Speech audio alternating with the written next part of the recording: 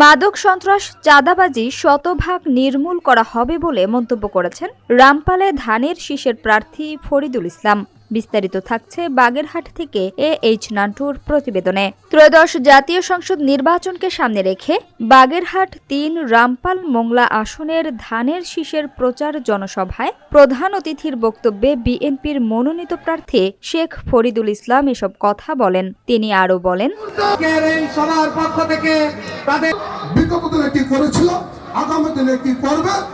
নিরাপত্তার প্রশ্নে আমি আপোষহীন।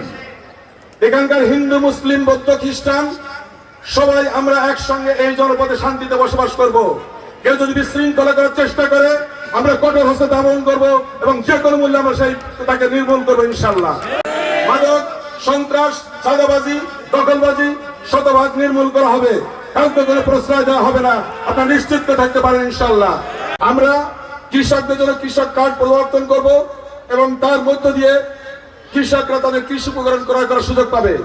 পরিবারে যিনি নারী প্রধান তার নামে একটা কার্ড থাকবে, ফ্যামিলি কার্ড, যে কার্ডের মধ্য দিয়ে উনি মাসে 2500 টাকা বা তার সমমূল্যের খাবার সামগ্রী সে পাবে।